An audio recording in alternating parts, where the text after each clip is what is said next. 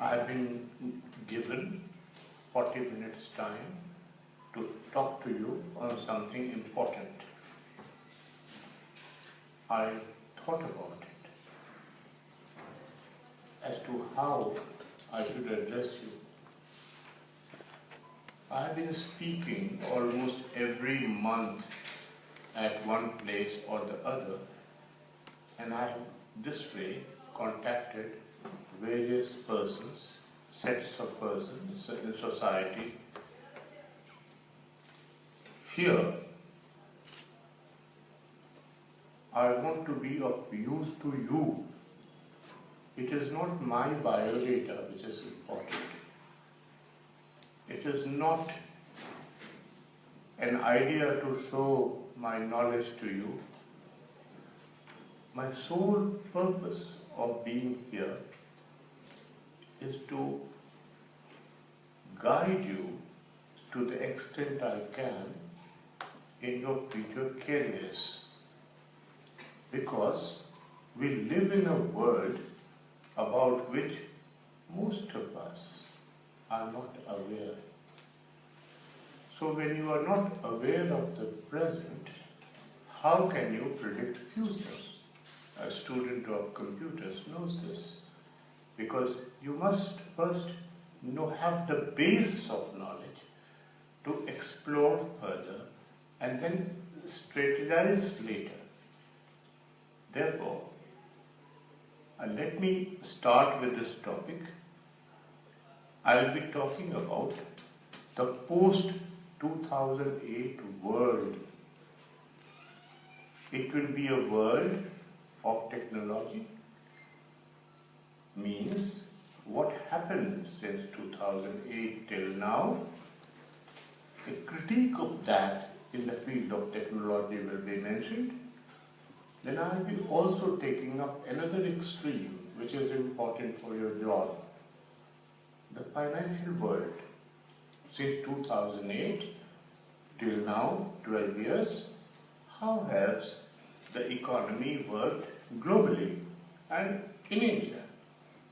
Third, I would like to tell you the future of jobs, because if you are not relevant, you are gone, you are finished. And this way, I will be speaking to you as a responsible guardian. I will not be talking to you as a businessman who is interested in promoting his enterprise. I will not be speaking to you as a politician who has different aims. I will not be talking to you as an academician who has a limited knowledge and he or she thinks that that's the end of it. And this is the preface I have to give to my talk. Now, what do I speak on when I speak on 2008 world? First thing to remember is, think about when 21st century started. A chronological narration will tell you that 21st century started in 2001. Similarly, if somebody asks, when did 20th century start? You will say correctly, 1900. 1900 was the year when 20th century started. This is a chronograph or a chronological understanding of things. But if you are a historian, if you are a thinker, if you are a philosopher, you know that really 20th century didn't really start impact-wise into 1900. It started in 1914, when the World War I started, and World War I was followed by inter-warriors, and inter-year wars were followed by the Second World War, and then we had the post-World War II situation.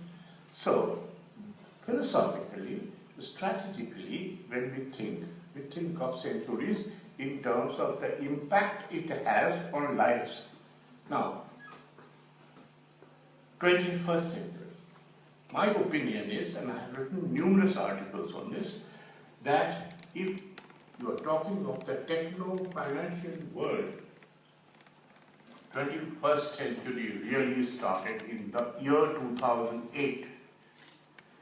You may ask, why am I saying this? I'll give reasons, and there are only two reasons. Very easy. You all know, and even if you don't know, you ought to know, that global financial crisis, which had tremendous impact on the lives of everybody, started in 2008. It's called 2008 global financial crisis. So when you go abroad or talk globally or talk generally, people will say, oh yes, 2008 was the most important year when financial crisis started. And ever since then, whatever has happened in Europe, Asia and so on, the legacy continues. But things are changing. Still, 2008 is important. Second, you may say, all right, 2008 started, but you also mentioned technology. What happened in 2008 is on the technological front. On the technological front, there was a major revolution in the field of blockchain technology. And this whole innovative chain which has started since 2008. And there's a very good book, the book which everybody should read on this is by Tapp Scott. If you Google, you will find Tapp Scott, and it's called The Blockchain Revolution. It is the most important book on technological thinking written. Its second edition was there, it was further added, and that is an important thing you should know. You should also know that there is a talk of the fourth industrial revolution. Fourth industrial revolution is a concurrent theme globally. So if you go to a university like Harvard or a university like Princeton, or if you go to one of the European good universities, established university or UK universities, people will be talking actively about the fourth industrial revolution. And there are two excellent books on the fourth industrial revolution. One, and both of them are written by Schwab, S-C-H-A-W-B. Schwab, he is the founder president of the World Economic Forum. First he wrote a book called The Fourth Industrial Revolution. This book is available in India. It came out in 2016, and you must read. Because when you read this book, you will find that when we talk of the fourth industrial revolution, we don't just talk of IT. We also talk of other dimensions which I will be covering. Short point therefore I would like to make in this, the first, that post-2000 world is a separate category, technologically, financially, and these are the things which matter.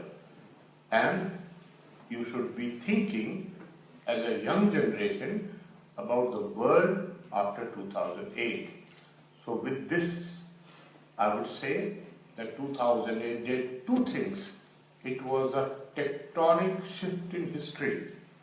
Try to understand the word, tectonic shift in history. It was also an epistemic shift in history.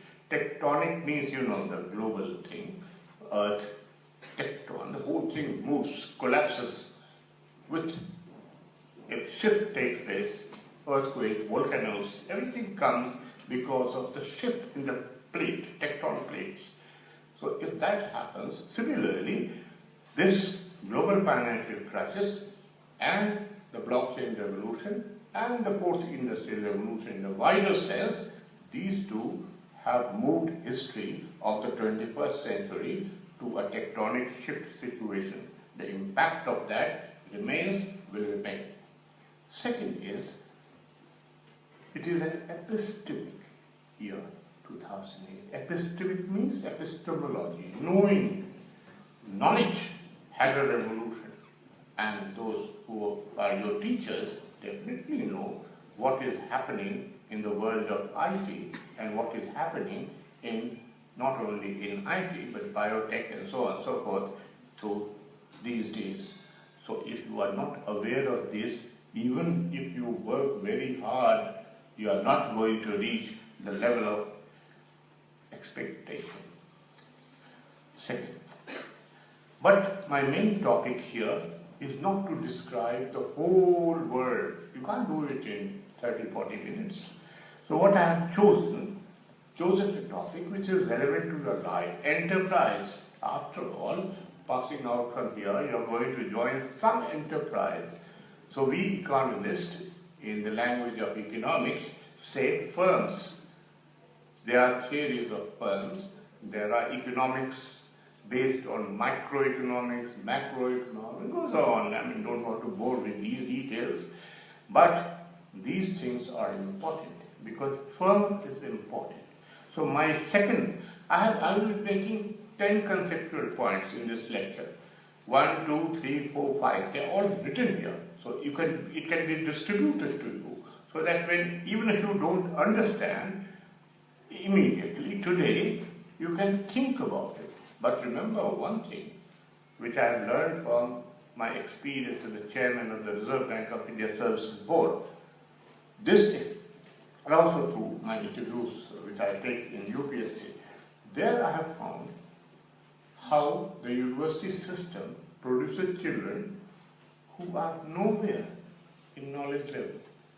They are very bright, they have worked hard, they have come up to good institutions, IITs, name them.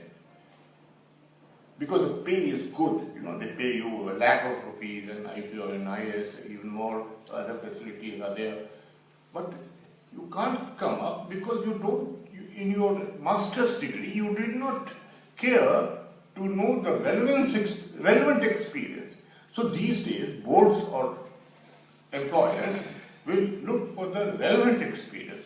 And if you don't have the relevant experience means relevant to the rhythms of history, how things are moving in technology, finance and so forth, they will not take you.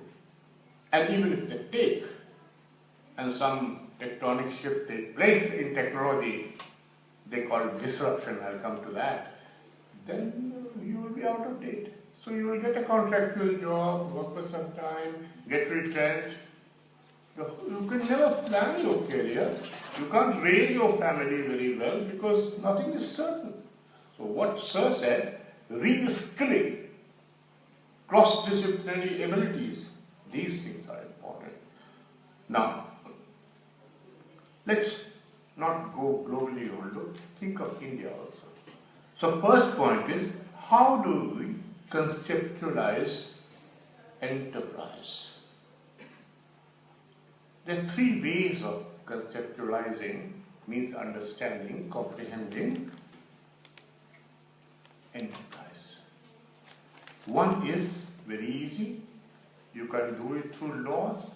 If you are a company in India, if you are a company in UK, if you are a multinational companies working at various places, even China, then the working of these companies will have a legal framework. Now, you should recognize now what I am telling you. Listen on what I will tell you, that when you think of laws on companies, you have to think of, for example, in India, three things. You must know what does India's company law says, because everything is guided by companies. Where you are a shareholder, whether you are a director, whether you are an employee, where you are a customer, where you are an investor, or you are a regulator, everything will be covered in that law. Now, India's law on companies is called the Companies Act. Very easy to remember. And important thing but is, 2013, this act was amended. And India's amended Companies Act 2013, with further amendments, is the best in the world. Why? Because it followed the problems which Europe had, UK had, USA had, and incorporated all this in it. So today, when we go abroad, and we do go, we proudly present Companies Act 2013 to tell what it is. What you should do is not to go through a lawyer Companies Act. What you should know, to at least on Google, get the summary of the chapters. If you type up Companies Act 2013, the whole text will come. It will be a bulky text of several hundred pages. No problem. Just go through the index. Learn what it is dealing with. Then you will realize it is tackling one of the best problems. Second law, which is important in any country, not only India, is the competition law. You know, the institutions are there like companies, but they have a problem. The rich companies which were started earlier, or the multinationals, they do not allow competition to grow. There can be a situation of monopoly, or there can be a situation of monopsony, these are terms, only to tell you that everything is not equal. And therefore, the big giants in the field of computers, most of it in USA and a few in China, they have their own politics. So when you work in IT industries, you should be aware that there is a pressure of vendors. Vendor-driven computer development, IT development is a thing which we don't want.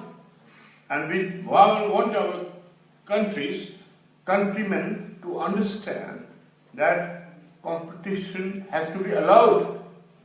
It is immaterial whether the Competition Commission is working or not working. Institutions work only under people's pressure. So you must know what my competition laws are, how weak or strong they are, and what can be done to make competition bigger. Here, USA cannot be an ideal because that is a purely capitalist country. Nor can China be an ideal, which is the other way. Our way, we have to develop ourselves. So you should be aware of the legal framework of companies, legal framework of competition, and one thing which you must have heard, companies who do not perform well perish. There is an act called Insolvency and Bankruptcy Code. Bankruptcy, you will immediately understand, bankrupt. Companies have not worked properly, they have not worked ethically, their board of directors have been greedy, etc. Those companies, or they are out of date, out of tune totally, they perish. So, even with your IT companies, you have a narrow look of IT company, you will have to understand what company law says about IT company, any company, how corporate governance works, and ultimately what happens to the equality part of entrepreneurship which is coming up, because startups are also important, that part. Second aspect is economic theory. We are talking about conceptualizing enterprise. I said so far that law is important. Second point I am making, that even economics is important. Not the whole of economics, the economic theory. And for you, the most important economic theory is only one, entrepreneurship. Because you will not be working in big firms only. You will be working with startups. You will be working with a small sector. You will be working in, or you may be setting up your own, who knows? Therefore, theory of entrepreneurship. Now, the best scholar who is on the subject is dead now. His name is Rajan. So, I don't want to confuse you with the entire list and show my knowledge. Even if you read one book, this one, whenever you flip through it, at least see on Google, what is this book? May not read the whole thing, but please go through it. If you are not exposed to it, then there will be problems. Now, how is entrepreneurship matter? Now, the wisdom is that there are three types of entrepreneurs. One is productive, well known, theories of entrepreneurship deal with productive things. Second is unproductive, those who fail, cannot manage. But the third one, Baumol points out, the scholar, is the destructive type of entrepreneurship behavior. That is, goes into the dark side of the web, goes into the dark side of the money laundering, it goes into terror financing. They're very efficient. So that article becomes important. Because if you really go abroad, they expect you, or globally, India is rising, it will be a bigger power in your hands, then they will expect that you should be knowing. Even engineering graduates will be knowing about it. So what about post-graduation? So you should also know why that enterprise is important. Third is a small point. I said law, second economic theory, third I am saying the statistics. In India you must be knowing, people crib that reliable data for a small scale industry, micro industry is not available. And they think that data transparency, which was expected from India, once it was there, is no more available. There are methodological quarrels, how to compute and so on and so forth. But you should not forget that India has a statistical commission. It is an autonomous body now. So you must know something about the statistical commission, what it is and what it does. Because if you start working in a company and if you are even a general manager, anything, then they will expect you to come up with data.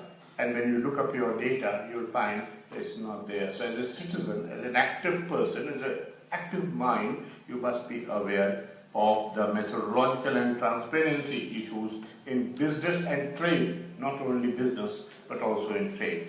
Short point I have made therefore, first point is, you must do something to extend your knowledge in conceptualizing enterprise. Otherwise, mugging up from books will not help you. What will help you is to delve a bit deeper and look into the legal, economic theory and statistical methods. Second point is equally important. We have discussed business, enterprise. Let's conceptualize technology. There are 4 theories I have mentioned. When you go back, Google on these and you will find. First is, and it is very important for you, more than what I have told earlier, technology. Is it a solution to problems? Are technological innovations solution to problems? For example, I'll give you one example. Blockchain technology has given birth to cryptocurrencies. I mean, these things you will learn. Cryptocurrencies, whether they should be allowed, we appreciate blockchain technology. Yes, it's a revolution, it's a solution to many problems. But to what extent we allow cryptocurrencies? And even Supreme Court of India is not very clear about it when the issue was raised. They produced a lovely document of 120 pages, very well written, properly summarized, well intentioned, but without the technocrat, without you people, how can a judgment be passed? So it was again left to government. Government is looking into it. On the other hand, other countries are moving ahead. So it's very important to understand that everything will not be done through technology. There was a scholar, very eminent sociologist, his name is Rajan, who wrote on technological determinism. He said, and these things is a normal talk in US universities and European Union University, Australian University. They'll ask you, what is technological determinism and do you agree with it? We do not agree with technological determinism, which says that once the technology comes, other things will adjust. Like they will tell you when you are unemployed, few years later, underemployed, some few years later, they will say, well, if you're not adjusting to blockchain technology, if you're not adjusting to Internet of Things, if you're not adjusting to even biotech area, whatever, 16 dimensions to it, what would you call? And remember, remember properly, it is the key sentence for you that the fourth industrial revolution is only at the initial stage. So disruptions and fusions, these things everything cannot be told here. Disruptions mean dismantling the whole thing, and fusion means bringing new together, will not solve problems of jobs. Routine, suppose there is a high IT component in factories and automation, then the usual things will go away. So there will be a redundancy, there will be a crisis of those who knew older skills and not aware of the new skills. And therefore, jobs will be fewer. But the jobs which will be available will be good jobs, well-paying jobs. You will not be used as a typist. You will be used as a thinker. You will think along with the machine. Machine cannot be a substitute to you. So therefore, my point here is, you must know what the believers of technological determination are still saying. They are saying perish or produce. If you are not skilled, go away. There is a talk of gig economy.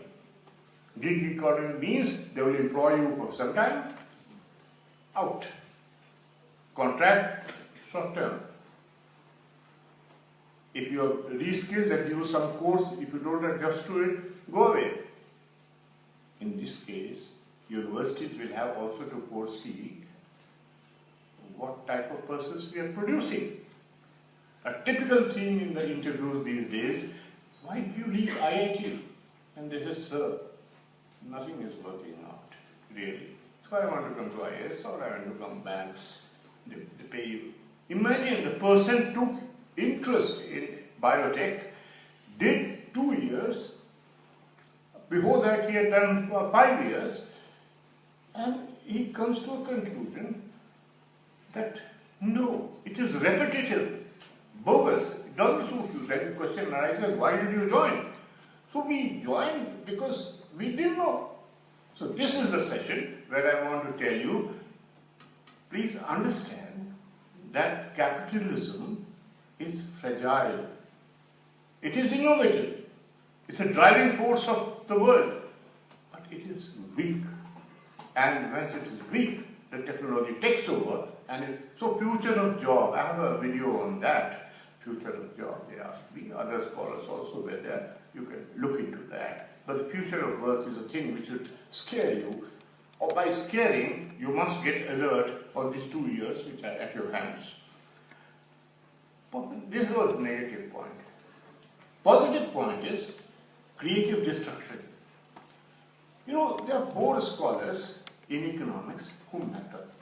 Adam Smith, Keynes, Schumpeter, Marx. Schumpeter was one of them. And he is the only scholar who understood the importance of technology in history. And he talked of creative destruction. So please find out what creative destruction is and how it can do wonders, because these theories, even in management, have come. Second is the old man of management called Peter Drucker. He gave a concept of technology at work. Technology is not machine, not tools, he said. Technology is basically men at work, men means women also, persons at work. And that is a very important concept. And maximum writing of Peter Drucker are on that. He has written on Schumpeter also. So when you read Drucker, Schumpeter is automatically covered. So I'll request some of you to pick up that key and tell them what Peter did. Because new Schumpeterian scholars are also there. This is the latest. So how will you understand discussion, debates when this happens? And another positive thing is disruptive innovation. Even if you forget everything I have said so far, and if you read the name which I have mentioned, Rajan and Christensen, he is the person, he was the person, died last year, he was the person with this concept. Now, disruptive innovation. When there is disruption in economy, when there is disruption through technology, how do we work? So all the problems which I was saying so far boils down to this. How do you work? And this person has written 2 books which are very important. Try to plug. If you have not read these 2 books, the future understanding will not be there. Of course, we have to go beyond him also, but at least this is the bare minimum. It's a big name. He was at Harvard, and books say, whoever has reviewed, they have all said it's the most brilliant idea in the 21st century. It's not from 20th century, the 21st century. Disruptive innovation. How you can cope with situations. He sort of spoke of the surveys, that type of thing, where companies are surveyed, big surveys, because they are rich universities, they give big surveys. And in the surveys, they come up with findings. And he is the leader of it. He was the leader of everything. Sadly died, but a very fertile mind. So anybody who has not read these 4 things, at least he is not aware. Reading means at least know who he is. If Dashrath has 4 children, you know. So this topic also has 4 children, you should know. And maybe you are interested, you will think. Third thing we have to conceptualize is enterprise development. And here I will be very brief because these things are told. You know, conceptualizing enterprise and development. When governments come, they tell, look, we have number of schemes that are doing so well. India is, that's correct. India is doing very well through startups. But if you want to understand, because your job as a student or a research person, as a professor, is not to criticize or praise so much, but to understand the phenomenon.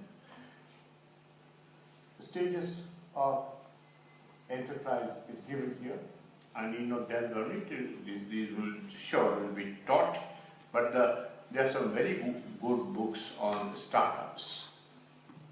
And most of these good books are there, the professors will give you. But it's very important to understand, because suppose you work in Odisha, suppose you work in Tamil Nadu, then you will have to deal with the statistics and figures and level of technology. So these are the tools which you must know and use then only. Then 4th point. We have so far conceptualized technology, the economy and so on and so forth. Now enterprise also we have mentioned. Now technological disruptions, I use the word. What does it mean? Look, as I mentioned, Shaw's book is the best book on the 4th Industrial Revolution. It is not costly, it is available. Get the latest edition. It tells you what I cannot tell in this 40-minute thing. It tells you the range of option as a student you have in the 21st century, future years. They tell you, if you are specializing, how would you specialize? So this is the menu which is given, and it is done by the World Economic Council. There was a Hanover conference in 2011, 2016 this was codified, so only Shaw is not the person who has written. It is written by a group, and it's a standard textbook. So it will tell you the range. Then there is another book of his which deals with how to go about it. And these things are important. But To give some examples which are important, first thing, you see, these things are well known. Advanced robotics, artificial intelligence, blockchain, everybody talks about additive manufacturing and neurotechnologies. What I wanted to highlight here is that everything is not IT. It has a biological dimension, it has a food dimension, it has a several dimensions. World Economic Forum has given list of 16, but they are only themes to illustrate. As I said, fourth industrial revolution only at the initial stage, probably more later. That's why. So you must see technology not as a whole, but in segments and choose your choice. Similarly, quickly, I'll go through the conceptualization of financial crisis. I mentioned that global financial crisis happened. So you may say, well, it happened in US, so mega economy. No, it's India, and your publicity material will say in India, it was India managed very well, which is a fact. But there are several problems. The legacy countries. What was the problem? You know, conceptualizing the financial crisis. Financial crisis will come. It had come in 1929, it had come 2008, and if you go in more details, it will be that crisis keeps coming. Because I mentioned capitalism is fragile, it's productive, it's creative, but it's fragile also, and therefore these movements will happen. When it assumes the global level, we call it a financial crisis, then it's a crisis, otherwise it's a turbulence. So, four things latest research, there has been a lot of research on that. European Union, dollar, these are all RBI matters, really. And then people concerned about output. Whether my profits will give me sustained output is the question which you raise in industries. Employment, I mentioned. Suppose level of technology is not to your skill level, you can only do two things. Either reskill or quit. And suffer all humiliation. So this type of thing. And then entry is also a problem. If your courses are not leading to that knowledge, where are you? Income, of course, sustained development means income. But profiteering and profit, there is a difference. This craze for profit led to that crisis, 2008. But if it is regulated well, things can happen properly. Another area is very important is sales management. You know, this whole revolution of blockchain has done two things. Positive side. One is the contract management has become very easy because it's a decentralized blockchain, and then LIC or insurance sector is using it very well. See how you get on your proposals of insurance. Immediately things are done, contracts are sent. This is a small example, this is a bigger example also. So then there can be a solution in what they call sales operation to chain management. The whole area of management, industrial management, called sales. Network economy, they say broadly. How you network to procure things, sell things, outsource things, so on and so forth. The entire contract management changes, and that's very important. So these things have to be dealt with in detail, but you must be aware of it, and that is the important thing. Then, everything requires money. Enterprise requires money. It requires sustained profit, but it also requires movement of certain things to be monitored. If you are, suppose you join a company, then your company's balance sheet will be there, and the usual question will be, are you aware of the balance sheet? Yes. What do you see in it? So you must have a clear thing that assets are important.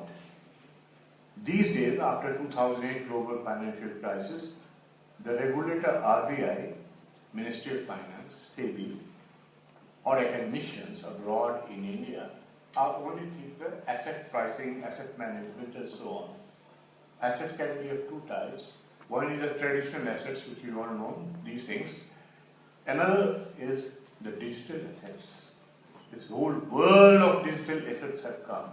So relevant thing is what is happening to the digital assets in terms of prices, procurements, and another important one is accounting methods of change. You must know as a citizen the 2008 situation is no more there in the world. Accounting standards are different, international norms are there, India has also changed, and accounting standards, audit standards have changed conceptually, fundamentally.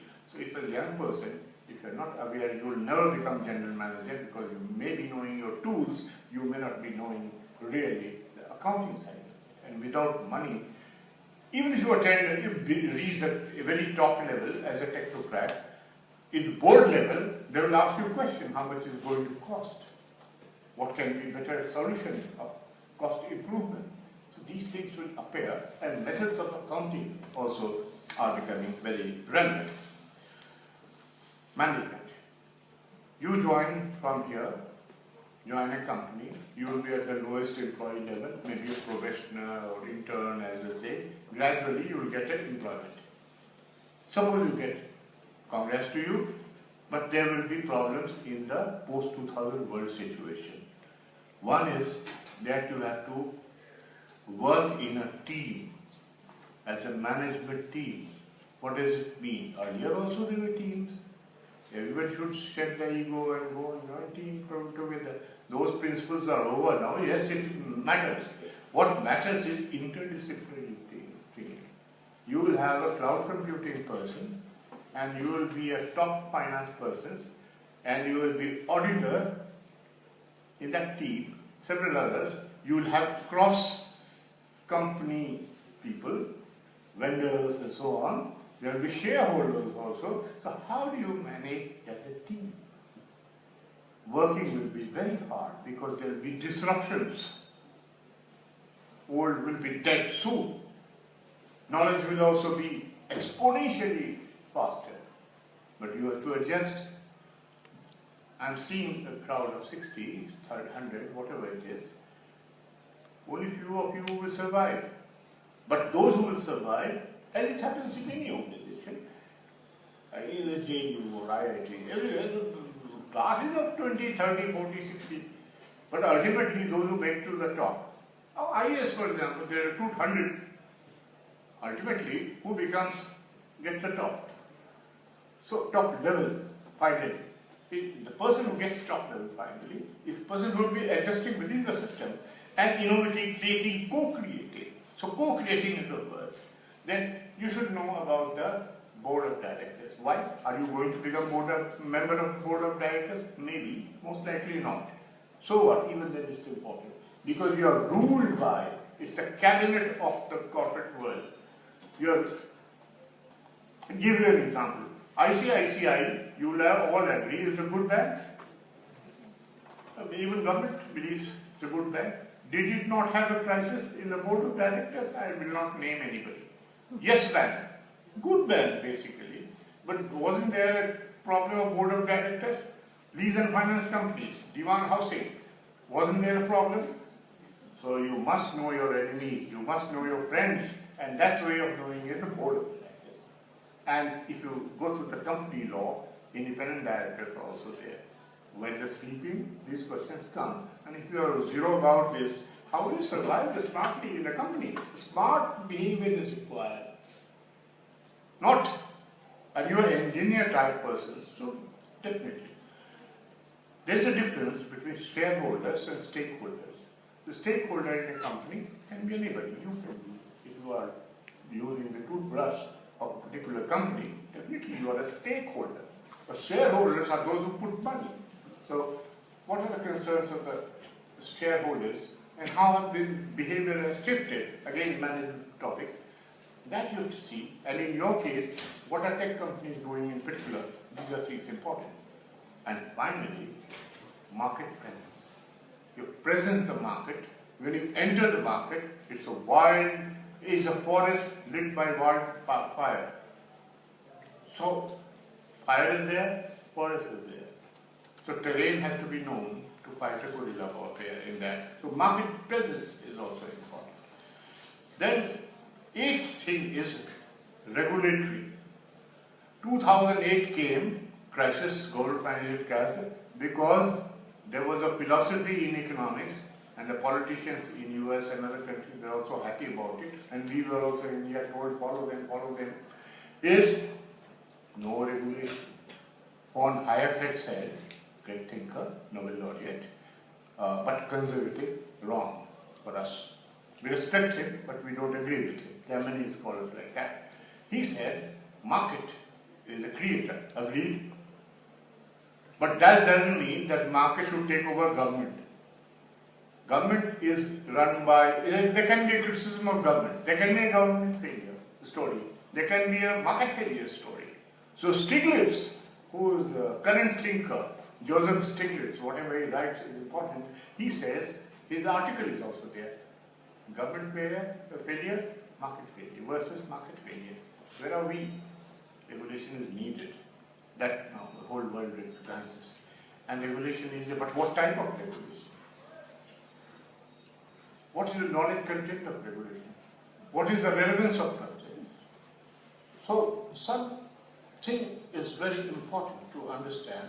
Regulatory interventions are needed, but if the patient should be cured in a hospital, not killed, we should not aim for solvency and disruptions only. I'm never happy I'm in the stress asset committee of the top level.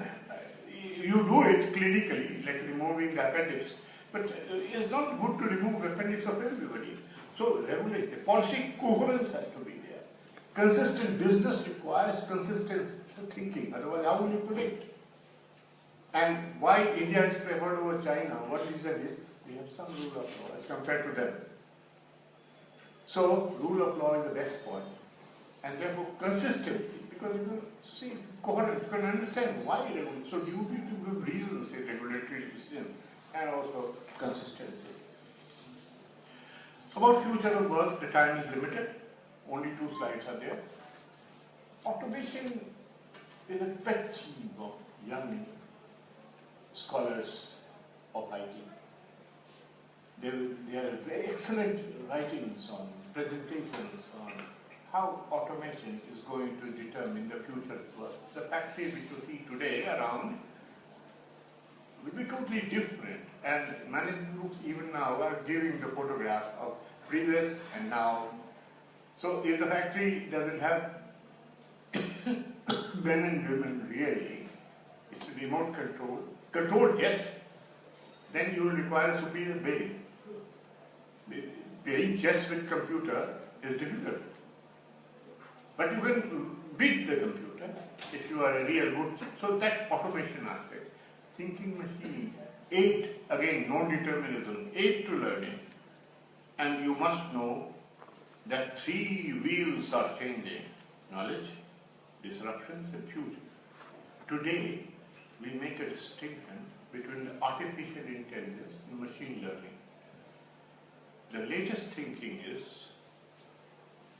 Bill Gates wrote on it, that in future is going to be a fusion, and the distinction will be blurred. How and why is a different matter, but if Bill Gates is writing, he must be talking sense. And I have been exposed to various fora, and experts also in India as well tell us that fusion will be there. So it means if you don't have cross-discipline ability, gone. Process re-engineering, that's another area. Even a small technology is introduced, the whole thing has to be re-engineered for better management. So please understand what are the techniques of re-engineering. A good visionary, even at a middle level, low level, young, will have to think, how can I propose re-engineering of the new tech or new market situation that has come up. Lastly, and the end of it, forget everything I've said, but these are like any conclusion. There are manpower supply issues, as mentioned. Supply of manpower means taking you there and leaving some of you outside. And again, rechecking at each step, 8, 9, 10 steps, whether these people have to take it. So this whole filtration problem is an issue. It's an issue in India more so because everything is not digitalized. And banks, for example, say State Bank of India, go to the branch, you will find how much chaos is there. Because adjustment for old is dead. Computerization has come to a very primitive level of computerization. Even that is a problem.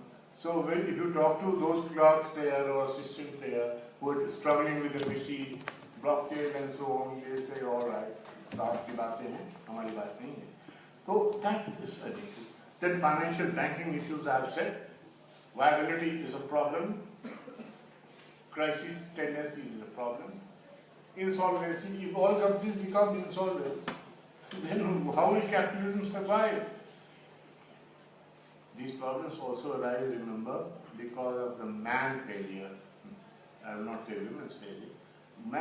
Man's failure, essentially, because human failure creates ethical problems. Ethics is very important. That's why the book I wrote recently is Ethical Dimensions of Administrative Power. Administration doesn't mean public administration.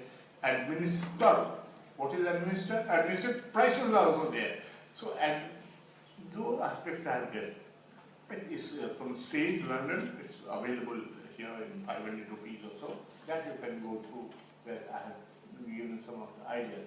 But we don't. We're not happy about. So, state also has to change. There is a famous Italian scholar in European Union, a scholar, Mario, and a big name is there. She wrote on entrepreneurial state. The small book in Penguin, all her books are in Penguin. It's called, the key book is The Entrepreneurial State. There is no other book of this name. If you read it, it's a set of new ideas, very correct, not bad. That entrepreneurial state is needed. And lastly, institutional frameworks are required. Good technology, hard-working people in China are not going to save China because institutional democracy is just not there.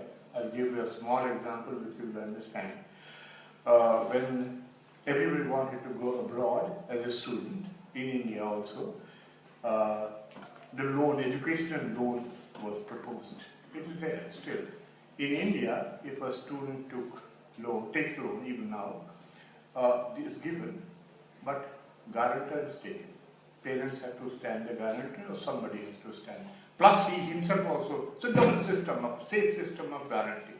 In China, at the same time, in 90s, early 90s, number of people were growing and almost all of them were paying also back because once you do internship and find some job, it's easy to pay, like here. So they thought, why have branch level disbursement? Why not have a bank? And so they created a whole bank. And there is no democracy really. Here you can debate, but there definitely there is no democracy. Bank was created. It was envisaged. Party Congress also spoke. Populist it was. It also looked very feasible. And they proposed. This was before 2008. They proposed, and then this 2008 financial crisis came. And this had a number of relations on money front and so on and so forth. And the bank collapsed. No collateral security was taken there. That was, only personal guarantee was given. Global financial crisis 2008, lease, housing lease, padding, layering of loan, non-viable propositions were accepted that there should be feather touch regulation. And everyone was saying the same thing. They realized that it was a blunder. They have realized it, but that's how we learn from history. Short point, therefore, is in one sentence. You have to be responsible for your career, and this can happen only when in uncertain times you use these 2 years to build up, not as a tool determining technology, but also as a citizen of high level. The greatest living philosopher is Habermas now, German, who says knowledge has 3 dimensions.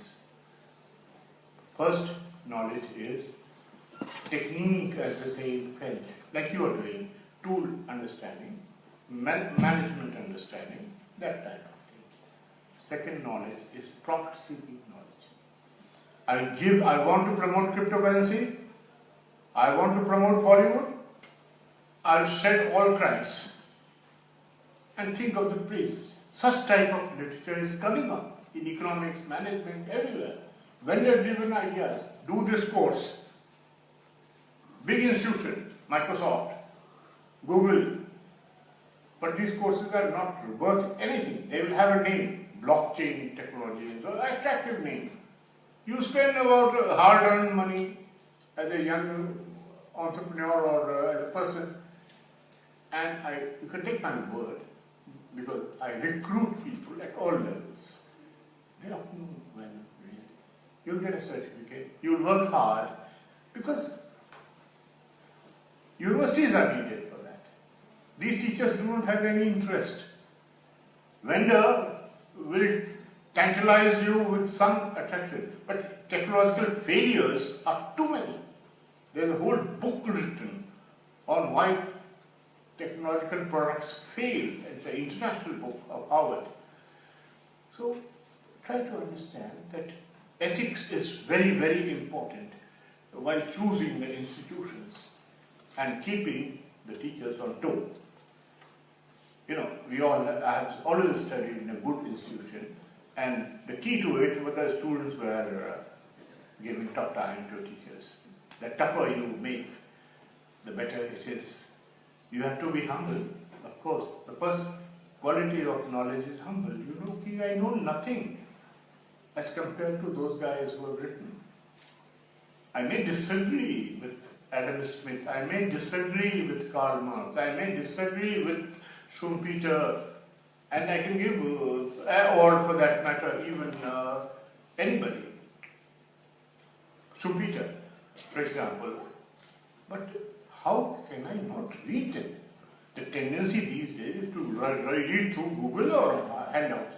Even here, Google, I have repeated many times, this is only to expose you. How I choose a book? I learned here. How I choose a book? How do I know? Does everybody tell me I'm alone? I'm not in an institution, academy. I first Google. I've heard this person. What has he written on? Go to Wikipedia. You say that names are there. Which books have you written? Is there anything important for me? Summaries of the books are available. If the classic books, summaries are given. So you say, after all, this is the one. Then you choose your reading. You can't read more than 4 books in a month. So choose which 4 books in these areas I'm going to read. Suppose your stay is here for 2 years, apart from what is given to you. If you are doing the usual thing, you are average. If you are doing unusual things, you are different. And it's the brain power, applied brain power, which matters. So that's important. And even if you are doing application of computers, the postulates of computer sciences